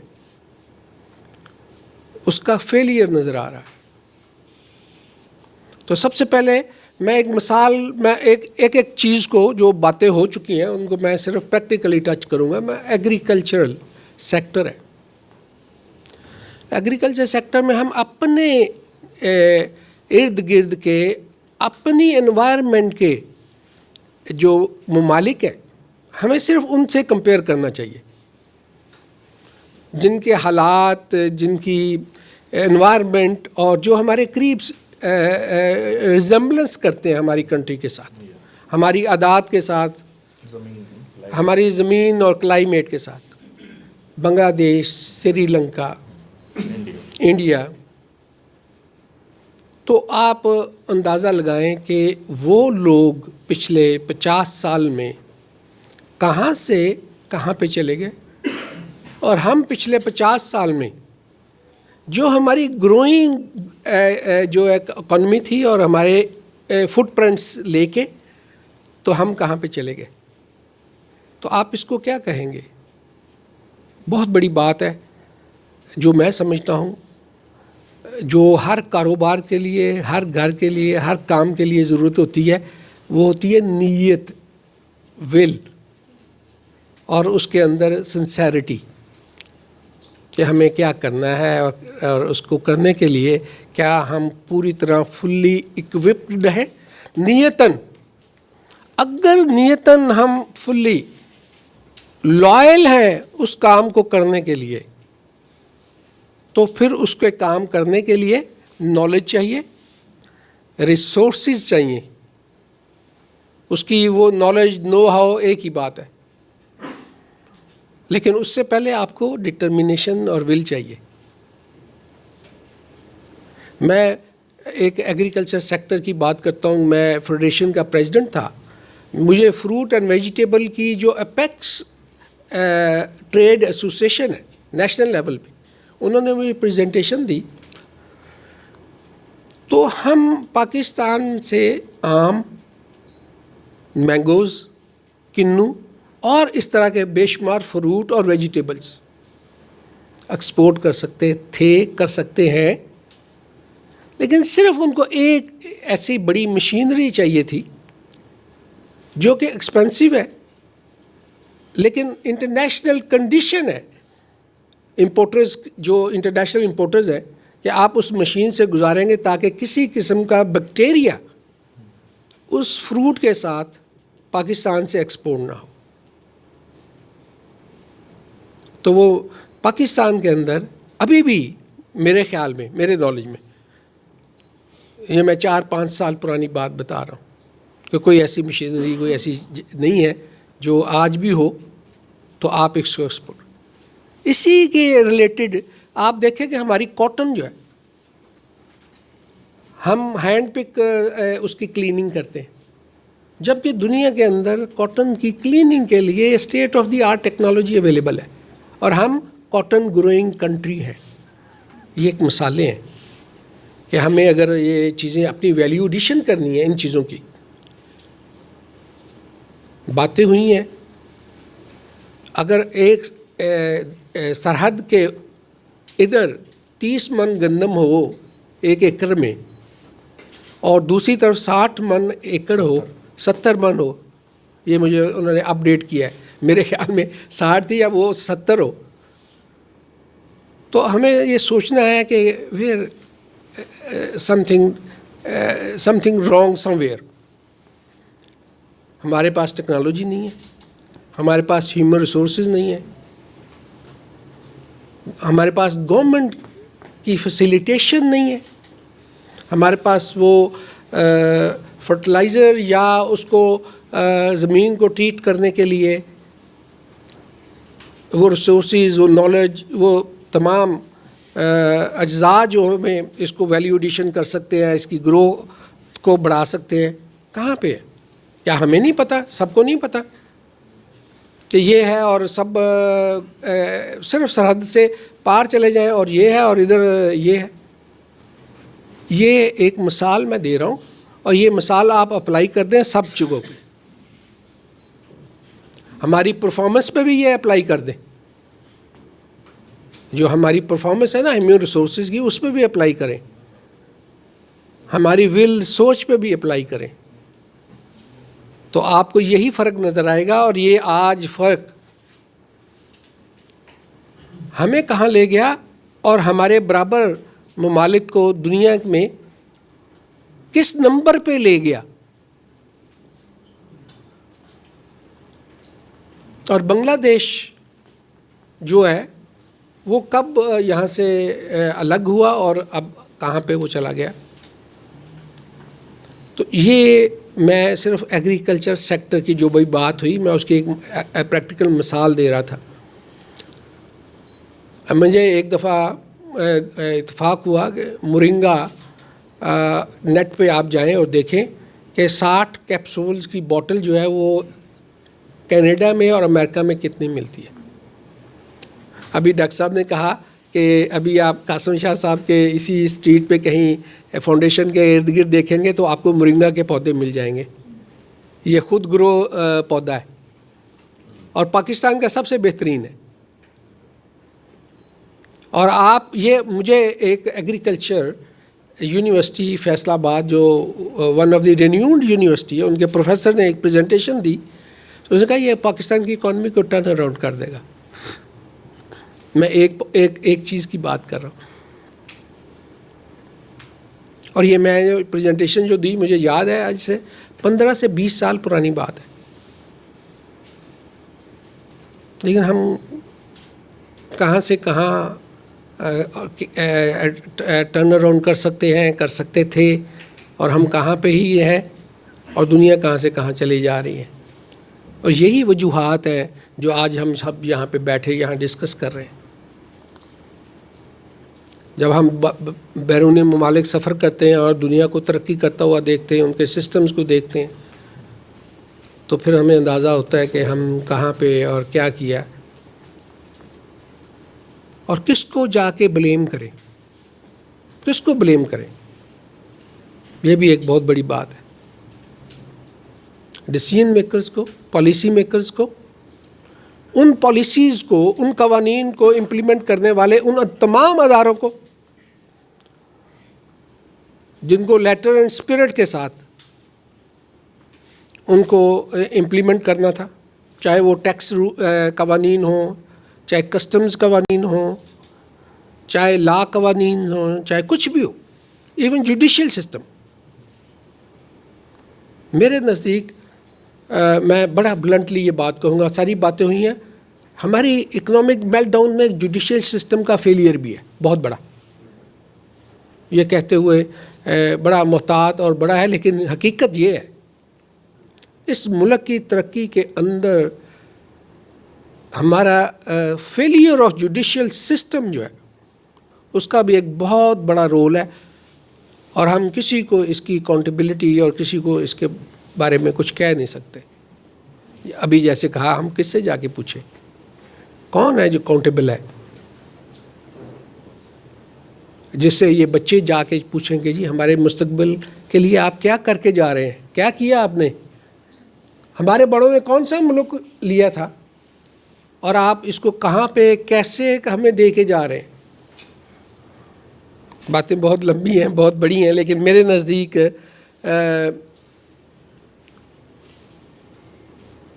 گورنمنٹ سیکٹر ہو، تمام ڈپارٹمنٹس ہوں، bureaucrat, judicial, even business man, میں سمجھتا ہوں کہ انفارچونیٹلی ہم وہ ڈلیور اور پرفارم نہیں کر پائے جو اس ملک کے لیے، اس ملک کو حاصل کرنے کے بعد ہمیں کرنا چاہیے تھا.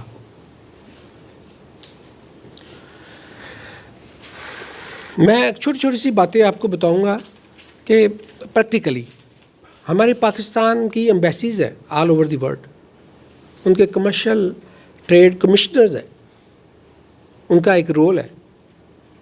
ابھی کاشف نے ایک بات کہی کہ ہماری ایکسپورٹ پرائرٹی ہونی چاہیے، اور یہ انہیں کا کام بھی یہی ہے کہ پاکستان سے ایکسپورٹ کو، ٹریڈ کو بڑھا سکے. اور دیکھنا یہ ہے کہ ان کی پرفارمنس کیا ہے، اور کیا وہ میرٹ کے اوپر گئے ہیں. پاکستان کے اندر ایک سب سے بڑا، بہت بڑا جو چیز ہے وہ میرٹ بھی ہے. ہمارے ریکروٹمنٹ میں، ہمارے ہر معاملے میں، ہر چیز میں میرٹ کی جو دھجیاں اڑائی گئی ہیں، انہی دھجیوں نے ہمارے ملک کا حال جو ہے آج اس وقت یہ کیا ہے. مجھے بتائیں کہاں پہ میرٹ ایگزسٹ کرتا ہے؟ کن ٹرانسفرز میں میرٹ کو جو ہے وہ مد نظر رکھے، اور میرٹ کے اوپر اسکالرشپ ہو اسٹوڈنٹس کے لیے، فورن اسکالرشپس ہو، فورن ٹرانسفرز ہوں، کہاں پہ میرٹ کو مد نظر رکھ کے یہ سارا کام کیا جا رہا ہے اور ہونا چاہیے. ابھی منرل پہ بات کی، چونکہ میں کیمیکل انڈسٹری چلاتا ہوں، مجھے بڑی اندازہ ہے، بڑی اچھی طرح پتہ ہے. میرا کول پاور پلانٹ ہے، لیکن نائٹ کی بات کی، مجھے اچھا اندازہ ہے اس بات کا. ڈاکٹر صاحب نے بہت خوبصورت باتیں کی ہیں اس سلسلے. پاکستان کے اندر اتنا لگنائٹ ہو اور پھر ہم بجلی اور کرائسس میں جا رہے ہوں، پاور کی شارٹیج ہو پاکستان کے اندر، اور پاور کی پرائس جو ہے اس حد تک چلی جائے. میں آپ کو ایک مثال ضرور دینا چاہتا ہوں. میں ابھی پچھلے ہفتے میں ایتھوپیا سے ہو کے آیا ہوں، افریقہ کا ایک بڑا ہی کمزور ویک سا ملک. ایتھوپیا کے پاس 6,500 میگا واٹ ڈیم کے ذریعے بجلی بنا رہا ہے. 4.5 روپے پاکستانی پر یونٹ کاسٹ ہے اس کی، وہ دے رہا ہے. اور کہہ رہا ہے، میں ابھی پچھلے 10 دن پہلے ہو کے آ رہا ہوں، وہ کہہ رہا ہے کہ زمین ہم سے لے لیں اکنامک زون میں، بجلی ہم آپ کو دیں گے، انفراسٹرکچر ہم آپ کو دیں گے، آگے انویسٹمنٹ کریں اور انڈسٹری لگائیں. ہم نے پورے پاکستان کی پوری عوام نے کتنے موبائل یوز کیے ہیں، کتنے پاکستان کے اندر موبائل بن رہے ہیں. انڈیا کے اندر اگر نام لینا پڑ رہا ہے، اگر مرسڈیز بن رہی ہے، دنیا کی تمام جتنے بڑے بڑے کیمیکل وہیکل یا کوئی بھی مینوفیکچررز ہیں وہ سارے وہاں پہ موجود ہیں، صرف ایک پالیسی پہ. نیپتھا کریکر کے 3 پلانٹ ہیں ادھر، ہمارے پاس ایک نہیں ہے. جو 65 میں نیپتھا کریکر کی فیزیبلٹی بنی تھی، 1965 میں، جو مدر آف کیمیکلز کہا جاتا ہے، 200 کیمیکلز، مدر آف کیمیکلز کہا جاتا ہے نیپتھا کریکر کو. ڈاکٹر صاحب نے بات یاد کرا دی. اس کے یہ ایک پوری چین ہے، پوری ویلیو ایڈیشن ہے. آپ دیکھیں کہ انڈیا کے پاس کتنے 3 نیپتھا کریکر ہیں، اس کی پوری کیمیکل چین ہے، پوری انڈسٹری وہ ہے جس کو آج ہم جیسے کاشف نے کہا انڈائریکٹلی ڈائریکٹلی وایا ہم کیمیکلز جو ہے امپورٹ کرتے ہیں، ویئر کہ وی شوڈ ہیو. اور ہم نے 1965 میں اس کی فیزیبلٹی بنائی تھی لگانے کے لیے. آج تک وہ فیزیبلٹی پہ غور ہو رہا ہے بائی دی وے، اور آج بھی غور ہو رہا ہے. اور آپ 65 کی کاسٹ نکال لیں لگانے کی، اور آج کی کاسٹ نکال لیں اب لگانے کی. منرلز پہ بات میں کر رہا تھا کہ ڈاکٹر صاحب نے بائی نیم اتنے منرلز بتائے ہیں کہ وہ منرلز کافی ہیں ٹرن اراؤنڈ کرنے کے لیے پاکستان کی اکانومی کو اور ویلیو ایڈیشن کرنے کو. ایک ویرائٹیز ہے وہ ایک بلوچستان میں منرل ہم بیریم کاربونیٹ انڈیا سے چائنا سے امپورٹ کرتے ہیں اور ہم ویرائٹی کو ایکسپورٹ کرتے ہیں. مٹی ہے, وہ صرف مٹی ہے بلوچستان کے اندر, کچھ نہیں ہے. ہم یہاں پہ ویلیو ایڈیشن کر کے اس کو بیریم کاربونیٹ نہیں بنا رہے. اس کی وجہ بلوچستان کے اندر ایک بہت بڑا ایشو ہے کہ وہاں پہ قبائل سسٹم ہے, اور وہاں پہ انڈسٹری لگانا اور پھر ان سے وہ منرلز کو لینا, یہ ایک بہت بڑا ایشو ہے جس کو گورنمنٹ کو ہی اس کو ہینڈل کر سکتی ہے. اور بے شمار منرلز ایسے ہیں جن کو گورنمنٹ اگر چاہے ہے اس کو اکنامک پولیٹیکل انداز میں سیٹل کرے, اور اس سے پھر پاکستان کی ڈیولپمنٹ ہو اور اویلیبلٹی ہو منرلز کی. میں نے اس کی ایک مثال دی. میں نے کہا میں آپ کو ایک مثال دوں گا جسٹ ایکسپلین کرنے کے لیے. میں بھی بات کرنے لگوں تو میرا بھی جو ایکسپوجر اور ایکسپیرینس ہے وہ needs hours and hours to discuss and share with you. لیکن میں ایک چیز صرف ایکسپلین کرنے کے لیے کہ جو ڈاکٹر صاحب نے باتیں کی, کاشف نے باتیں کی, وٹو صاحب نے باتیں کی, ان کی ریئلٹی پریکٹیکل انداز میں ہمیں جو فیس کرنی پڑ رہی ہے وہ کیا ہے. اور ابھی ہم بات کر رہے تھے, ڈاکٹر صاحب نے بات کی 40% جو ہے وہ انڈاکومنٹڈ اکانومی ہے. ہمارے پاس ٹیکس کلیکشن مشینری کے ہیومن ریسورسز اور اس کے اندر ٹیکنالوجی وہی نہیں ہے. اور ایک سب سے بڑی بات, بہت بڑی بات, ول نہیں ہے. اور اس سے آگے آپ خود سمجھ جائیں کہ ول کیوں نہیں ہے. ول وہاں پہ ہوتی ہے جہاں نیک نیتی ہو, میں نے پہلے بات کہی ہے, اور جہاں نیک نیتی نہیں ہے وہاں ول بھی نہیں ہوگی. اور جہاں فیلیور ہے وہ اس کی وجہ بھی یہی ہے میرے نزدیک جو میں نے دیکھا ہے. مجھے نہیں نظر آتا, میں ایز اے انڈسٹریلسٹ بات کر رہا ہوں, کہ پاکستان کا کون سا ادارہ ہے جو فیئر, کلیئر اور بغیر کسی برائبری کے وہ چل رہا ہو, چاہے وہ کوئی بھی سیکٹر ہے, کوئی بھی سیکٹر ہے. میں سمجھتا ہوں کہ یہ بھی بات آپ کو پتہ ہونی چاہیے جس انداز اور کنٹری اور ماحول میں ہم لوگ رہ رہے ہیں اور چلا رہے ہیں.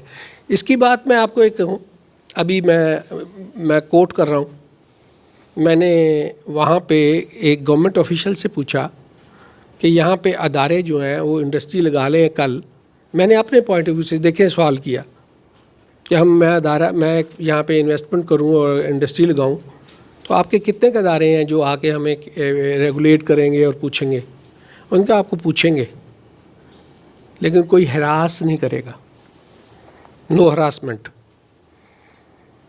ایتھوپیا کتنا غریب ملک ہے, کوئی برائبری نہیں ہے, کوئی آپ کو ہراسمنٹ نہیں آ کے کرے گا, کوئی تنگ نہیں کرے گا. یہ ان کا ڈپٹی پرائم منسٹر لیول پہ سارے لوگ یہ بات کر رہے ہیں. اب آپ کمپیریزن کر لیں اپنا اور ہمارا. مجھے نہیں پتا کوئی بھی ریگولیٹر جو ہے ہمیں ریگولیٹ کرتا ہے, اور اگر ریگولیٹ کرتا ہے تو کس انداز میں ریگولیٹ کرتا ہے.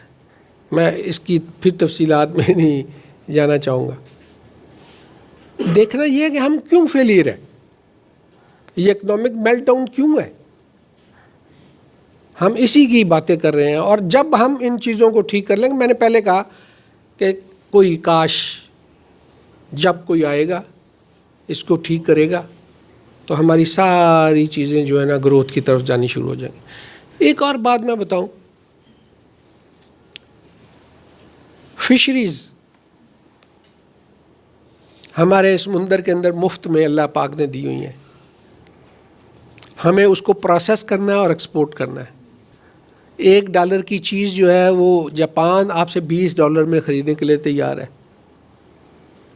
مجھے فشریز کی ٹریڈ ایسوسیشن ہے, اس نے بھی مجھے پریزنٹیشن دی, اور انہوں نے جب یہ ساری باتیں بتائیں تو میری آنکھیں کھل گئیں کہ پاکستان کی اکانومی کیسے ٹرن اراؤنڈ ہو سکتی ہے, اور وہ پکڑنی ہے. جس کروڈ انداز میں آج وہ جو اس فش کو پکڑا جاتا ہے, ہینڈل کیا جاتا ہے, وہ اس کو ریجیکٹ کر دیتے ہیں.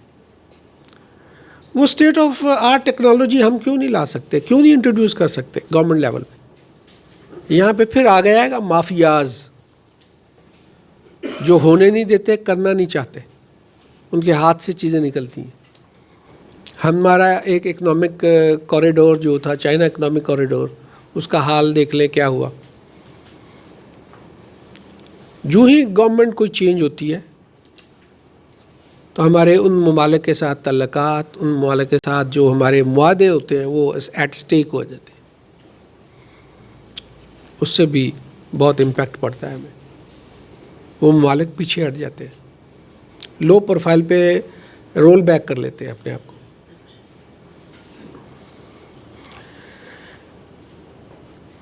ابھی بات ہوئی, میں آپ کو مثال دے کے بتاؤں گا, انڈیا کے اندر الٹرنیٹ انرجی منسٹری ہے. دیر از اے منسٹری.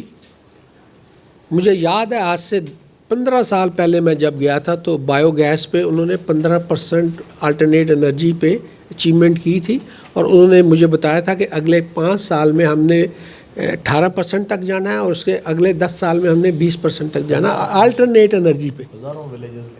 الٹرنیٹ انرجی ولیجز پہ, جہاں پہ ان کے پاس انٹرنیٹ بھی ہے, بجلی بھی ہے, اور دنیا کی وہ تمام سہولیات انہوں نے گاؤں میں دے دیں, اسکولوں میں دے دیں, تاکہ لوگ بچے وہاں پہ پڑھیں, ان کی ویلیو ایڈیشن ہو. میرا میڈیکل کالج ہے. میڈیکل کالج کے ساتھ میرے پاس الائیڈ سائنسز ہے. ایک نرس, اسٹاف نرس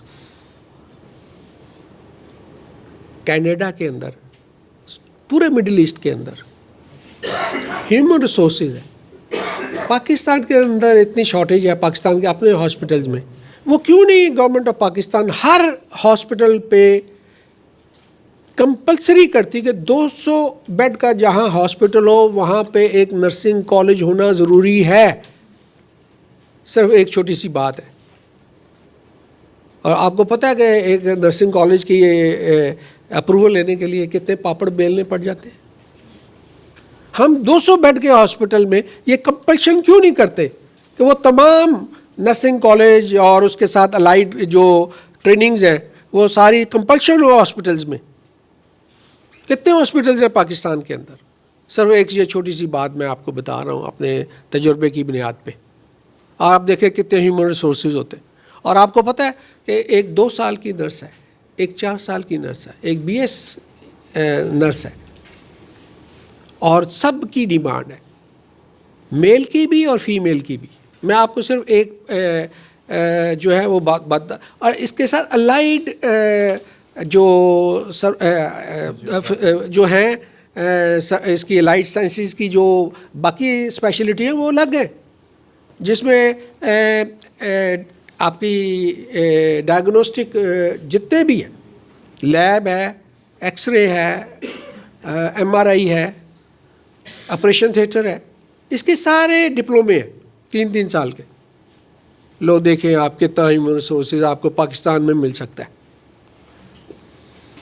کس کے دماغ میں یہ بات آئے گی؟ کون سوچے گا اور کون کرے گا؟ مجھے بتائیں, کون سوچے گا کہ یہ ہیومن ریسورسز جو ہمارے برابر انڈیا میں یہ اگر ہو رہا ہے اور وہ کر رہا ہے. میں یہاں پہ برملا کہوں گا, آپ افریقہ میں چلے جائیں, کسی بھی آپ جاننے والے دوست تعلق سے دیکھ لیں, پورے افریقہ کی اکانومی کے اندر ایک مین رول جو ہے وہ انڈینز ادا کر رہے ہیں. آپ کا اگر ایکسپوجر ہو تو پورے مڈل ایسٹ میں جو بائنگ ہاؤسز کے تمام جتنے بھی ڈیسیجن میکرز ہیں مالکان کے بعد, وہ سارے انڈینز ہیں. باقی میں یہ نہیں کہتا کہ گوگل دیکھ لیں, یوٹیوب دیکھ لیں اور فیس بک دیکھ لیں اور ان کے سی اوز دیکھ لیں اور ان کو دیکھ لیں, میں وہ نہیں بات کرتا. یہ ریالٹی ہے نا, ہمیں ان چیلنجز کا فیس کرنا پڑتا ہے اور یہ ہنڈرنس ہیں ہماری گروتھ کے لیے. جب ہم نے یہ ساری اپنے پروڈکٹس کو ایکسپورٹ کرنا ہے ان کنٹریز میں, تو ہمیں ان کے ساتھ واسطہ پڑتا ہے. یہ چیلنج ہے ہمیں اپنی پروڈکٹ کو اسٹیبلش کرنے کے لیے. اور اس کی کیا وجہ ہے؟ ہیومن ریسورس, کمپیٹنسی, ان کے اندر ایک میں اور لفظ استعمال کرنے لگا ہوں جو آپ کے لیے بھی ضروری ہے, ویلیو ایڈیشن. جو بچے وقت ضائع کر دیتے ہیں نا اپنا, یہ سمجھتے ہوئے کہ وقت فضول ہے, غیر ضروری ہے اور ابنڈنٹ ہے, ان کے لیے کہ وہ وقت کبھی کوئی 1 منٹ بھی ضائع نہیں ہونا چاہیے. آپ دیکھیں کہ اس میں ویلیو ایڈیشن ہو, اور وہی ہے ویلیو ایڈیشن جا کے آگے آپ کے کام آئے گی. باقی تو ہماری پروڈکٹس کے اندر ویلیو ایڈیشن ہے, سروسز, ہیومن ریسورسز کے اندر ویلیو ایڈیشنز ہیں, اور بے شمار میں سمجھتا ہوں کہ ایسی سٹیپس لینے کی ضرورت ہے, ڈیسیژنز لینے کی ضرورت ہے. جب ہم یہ کہیں گے, ابھی کاشف نے بھی بات کہی, ڈاکٹر صاحب نے بات کہی کہ جب ہم یہ کہیں گے کہ ہم we are within the system, جب میں بھی دیکھتا ہوں دوسرے ممالک میں بھی, میں جا کے میرا ایکسپوجر ہے, بہت سارا ایکسپوجر ہے. میں نے وہاں کے جو آپ دیکھا کبھی ٹونی بلیئر جو پرائم منسٹر تھا, اور وہ اوور اینڈ ابو دی لا کوئی کام کرتے ہوئے دیکھے اور آپ نے نوٹ کیا ہو, ریکارڈ کیا ہو, کتنی بڑی مثال ہے. جب ہم یہ کہیں گے نا کہ میں اوور اینڈ ابو دی لا نہیں ہوں, میں اپنی کمپنی کا میں ایک لا بناتا ہوں. میں اپنی مثال دیتا ہوں, میں آپ کو پریکٹیکل مثال دیتا ہوں. میں نے اپنی کمپنی کے اندر لا بنایا کہ یہ ایک سیکورٹی گیٹ ہے, وہ موبائل فون وہاں رکھیں گے اور وہ سیکورٹی گیٹ جیسے ہوتا ہے اس پہ اگر میں وہی لا اپنے لیے جو ہے وہ ایگزمپٹ کر لوں اور میں کہوں کہ میرا مینیجر جو ہے یا میرا ورکر جو ہے وہ اس کو پورا کرے گا, تو اس کا مطلب ہے کہ آج میں اس لا کو اپنی کمپنی کے لیے اپنے لیے بریک کر رہا ہوں, کل کو وہ لا ویک ہوتا چلا جائے گا, وہ ویک ہوتا چلا جائے گا. اگر میں جا کے سب سے پہلے اپنا موبائل فون رکھتا ہوں اور میرے سارے ورکرز اور اسٹاف اور لوگ دیکھتے ہیں کہ یہ جو ہے سی او آف دی کمپنی جو ہے وہ اس کو جو لا بنایا اس کے مطابق چل رہا ہے, تو کیا میسج آئے گا؟ کوئی ڈیئر کرے گا کہ اس لا کو توڑا جائے یا بائی پاس کیا جائے؟ یہ باتیں سوچنے, سمجھنے اور پھر اس پہ امپلیمنٹ کرنے والی ہیں. اور جب ہم ان چیزوں کو امپلیمنٹ کریں گے پھر ہی ہماری راہیں کھلیں گی, پھر ہی ہم ترقی کی طرف گامزن ہو سکیں گے. وگرنہ پھر وہی بات ہے کہ ابھی تک تو اندھیرا ہی نظر آ رہا ہے, کوئی سمجھ نہیں آ رہا کب کس وقت کون آ کے اس ملک کی بھاگ دوڑ سنبھالے. جو ہمارے بڑوں نے اتنی ساری, ابھی آپ نے سنا, قربانیاں دیں, ہمارے بڑوں نے بھی قربانیاں دیں, ہم بھی مائیگریٹ ہو کے یہاں پہ آئے, لیکن انفارچونیٹلی ہم اس کو جب دیکھتے ہیں, اپنے بڑوں کی باتیں سنتے ہیں جو انہوں نے سنائی ہمیں, تو بہت دکھ اور افسوس ہوتا ہے, اپنے آپ پہ افسوس ہوتا ہے کہ ہم وہ کچھ کر نہیں پائے جو ہمیں کرنا چاہیے تھا, ہم وہ رول ادا نہیں کر سکے. اور میں یہ سمجھتا ہوں کہ بزنس مین کو بھی اپنا ایک رول ادا کرنا ہے اس کی اکانومی میں, باوجود اس کے کہ پاکستان کے اندر چیلنجز بہت ہیں, لیکن اس کے باوجود ابھی کاشف نے بڑی خوبصورت بات کہی ہے, ہمیں دوسری راہ دکھا دی جاتی ہے. میں خود اس کا وٹنس ہوں, برملا کہوں گا کہ جب میں نے چاہا کہ میں ٹیکس دینا چاہتا ہوں تو انہوں نے کہا یار ٹیکس دو گے تو ہمیں کیا فائدہ ہوگا, ٹیکس دو گے تو ہمیں کیا فائدہ ہوگا, آپ وہ بات کرو جس سے مجھے فائدہ ہو. جب وہی ایک آدمی ہمیں راہ دکھا دے تو میں بھی انسان ہوں, میں بھی بھٹک جاؤں گا, میں بھی کوشش کروں گا کہ میں اس کو ٹیکس ایویژن کروں, ٹیکس اوائڈ کروں. اور اس کا فائدہ اٹھاؤں. میں بائی دی وے میں آپ کو یہ بتا دوں, میں بھی ٹیکس کا فائدہ اٹھاتا ہوں, لیکن لیگلائز انداز میں, ناٹ اویژن کے طور پر ٹیکس اوائڈ کیا جائے. یہ ایک بڑا خوبصورت طریقہ ہے,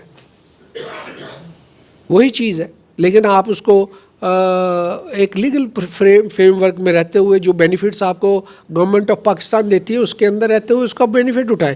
جو لوگوں کو نہیں پتہ ہوتا وہ اس کی جگہ وہ دوسری طرف لگا دیتے.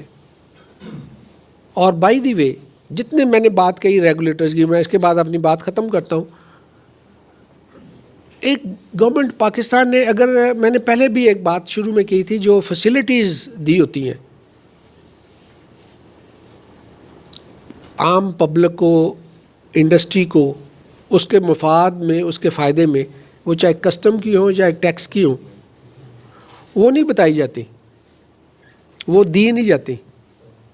اس کو لینے کے لیے بھی آپ کو پاپڑ بیلنے پڑتے ہیں, بہت فائٹ کرنی پڑتی ہے, انلیس کہ انٹل آپ کے سامنے کوئی بہت بڑا کمپیٹنٹ وکیل نہ کھڑا ہو, وہ آپ کو نہیں دیں گے, کیونکہ وہ ان کی ڈسکریشنری پاور میں آ جاتا ہے, اور آپ کا خون نچوڑنے کے لیے ان کے پاس سارا ساز و سامان موجود ہوتا ہے.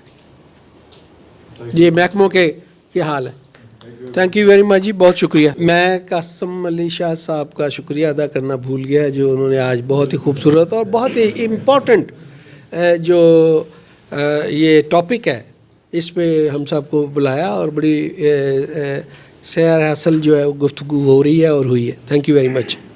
صاحب آپ کچھ اس بارے میں میں صرف شکریہ ادا کرنا چاہوں گا.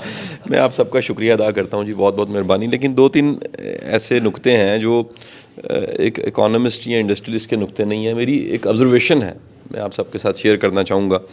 پہلی بات یہ ہے کہ عام عوام کا کیا ٹرسٹ ہے اس اسٹیٹ پہ کہ انہیں ٹیکس دینا چاہیے. پرابلم یہ ہے کہ وہ ٹرسٹ ہی نہیں ہے. آپ نے اگر 100 روپے کی کٹنگ کرانی ہوتی ہے نا, آپ کو پورا یقین ہوتا ہے کہ اس ہیئر ڈریسر کو, اس نائی کو کٹنگ کرنی آتی ہے. اس اسٹیٹ کو اگر آپ دیکھیے تو وقت کے ساتھ ساتھ 74 سالوں میں وہ اعتماد جو ریاست پہ ہوتا ہے عوام کا, وہ ختم ہو چکا. اس کا ایک بہت بڑا ثبوت ہے. چند دن پہلے رمضان شروع ہوئے, 3را روزہ سر آج. رمضان سے پہلے سب کے سب زکوٰۃ خود دینا پسند کرتے ہیں, اسٹیٹ کو اجازت نہیں دیتے کہ وہ ہمارے بینکوں میں سے زکوٰۃ کے پیسے کاٹے اور وہ دے. آپ خود جو کوشش کرتے ہیں زکوٰۃ دینے کی, اس پہ آپ کو پورا یقین ہے, حکومت پہ یقین نہیں ہے. تو سوال یہ اٹھتا ہے اسٹیٹ کے لیے کہ وہ اعتماد کہاں چلا گیا جو ہونا چاہیے تھا. دوسری بات بڑی امپورٹنٹ, کاش کہ یہ کمپین چلائی جائے. اس کو ہمارے کئی دوستوں نے, ڈاکٹر صاحب نے بھی ایک دن اس پہ بڑی پیاری بات کی, ہم کہیں اکٹھے بیٹھے ہوئے تھے, کہ جس کو ہم نے ووٹ ڈالنا ہے پہلے انشور کیا جائے اس کے پاس کوئی اکنامک پالیسی ہے. ہم 20-22 کروڑ لوگ مل کے کسی کو حکومت دے دیتے ہیں, حکومت اس کے حوالے کر دیتے ہیں, اس کو اختیار دے دیتے ہیں کہ آپ ہمارے پرائم منسٹر ہیں اور آپ نے کسی کو سی ایم لگانا ہے, آپ نے سب, کیونکہ جب بھی کوئی آتا ہے تو پوری ٹیم لے کر آتا ہے. تو کیا یہ سوال نہیں اٹھنا چاہیے, ایک عام عوام کا سوال نہیں ہونا چاہیے کہ جس کو ہم لے کر آ رہے ہیں, اپنا لیڈر مان رہے ہیں, اس کے پاس کوئی اکنامک پلان ہے یا اس کے پاس کوئی ایسی ٹیم ہے جو اس اکانومی کے مسئلے کو حل کر لے گی. تیسری چیز, ایکسپورٹ بڑھنی چاہیے, امپورٹ کم ہونی چاہیے, جس کے لیے سب نے بات کی کہ انڈسٹری لگنی چاہیے. آپ میں سے کسی کی پرچون کی دکان کا سفر ہے, پرچون کی دکان سے چھوٹے سے کام سے اس نے سفر شروع کیا اور اوپر آیا ہو؟ کچھ لوگ ہوں گے ایسے, آپ ہیں, آپ لوگ ہیں جی. آپ یہاں پر کام کر کے دیکھیے, یہاں پر اسٹیٹ اور اسٹیٹ کے جو ہرکارے ہیں وہ آپ کو اس حد تک تنگ کرتے ہیں کہ آپ توبہ کر لیتے ہیں. آپ کام کرنے کی بجائے توبہ کر لیتے ہیں کہ یہ کام میں نہیں کر سکتا, بھلا تھا میں مزدوری کر لیتا, کہیں اور جاب کر لیتا. اپنا کام کر کے دیکھیے, یہ ملک, یہ معاشرہ, یہ اسٹیٹ اپنے کام کو انکریج نہیں کرتی. کسی اسٹیٹ پہ دیکھ لی آپ کاروبار کرنے جا رہے ہیں وہ تو بڑی بات کی بات, کیا ادارے جو بزنس پڑھا رہے ہیں کیا وہ بچے اس قابل ہیں کہ بزنس کر سکیں؟ میں آپ کو ایک بڑے دکھ کے ساتھ یہ بات بتاؤں گا, چیمبر کے پریزیڈنٹ بھی یہاں بیٹھے ہیں اور انڈسٹری کے بڑے بڑے نام بیٹھے ہیں. پاکستان اتنا بدقسمت ملک ہے اس حوالے سے کہ بزنس مین کو ہیرو ہی نہیں مانا جاتا.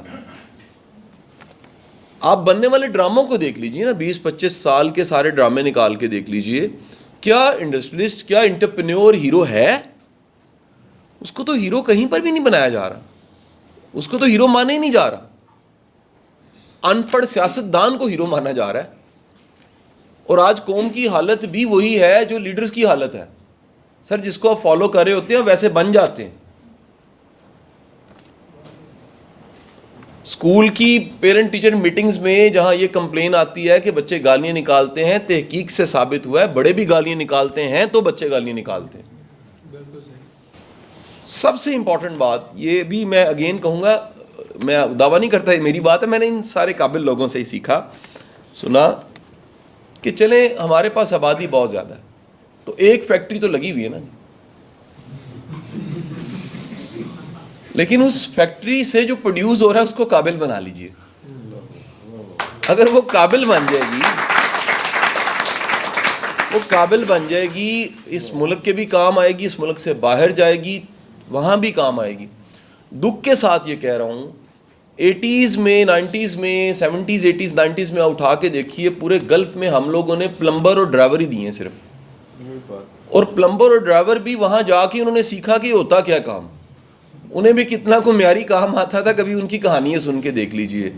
ہم نے قابل لوگوں کو, یہ آخری نقطہ میں آپ کو بتا رہا ہوں, اس ملک کی جو تاریخ ہے 74 سال کی, اس ملک میں قابل بندے کو بھگا دیتے ہیں آپ. یہ کتنا بڑا فنی یہ بات لگتی ہے کہ مطالعہ پاکستان کی کتابوں میں لکھا ہوتا ہے ہمارا قومی کھیل ہاکی ہے, ہمارا قومی کھیل ٹرولنگ ہے, ہم عزت دار کی پگڑیاں اچھالتے ہیں, ہم اس مالدار کے مال پہ بھی شک کرتے ہیں حرام ہی کمایا ہوگا, ہم کسی کی بہتر گاڑی کچھ بہتر دیکھ کے شک کرتے ہیں کہ یہ بندہ 2 نمبر ہے.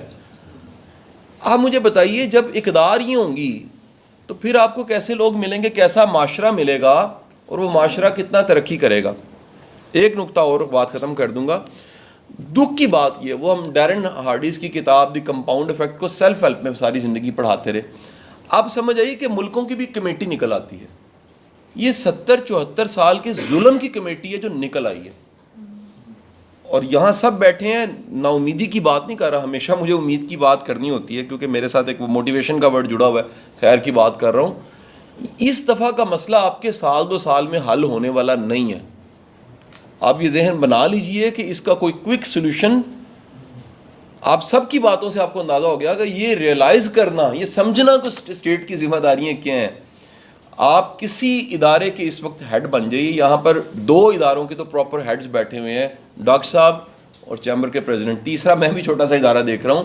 ہیڈ بن کے دیکھیے, آپ کو پتہ لگے گا اس ملک میں نکھٹوؤں کی فوج ہے, کام چوروں کی پوری فورس تیار ہوئی پڑی ہے.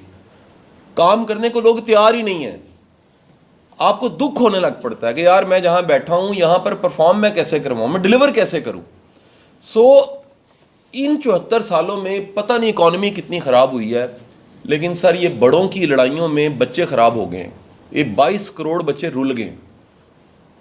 تو میری دعا ہے اللہ تعالیٰ اس ملک کی حالت کو بہتر کرے. میرے جیسے بندوں کے پاس تو کوئی آپشن نہیں کہیں جانے کی. ہم سب جو یہاں ٹکے بیٹھے ہیں وجہ یہ ہے کہ یہ ملک ہمارا ہے, اسے اماؤنٹ کرتے ہیں, اور اللہ کرے ملک بہتر حالت میں جائے, اور یہ شعور کی حالت بھی ذرا بہتر ہو.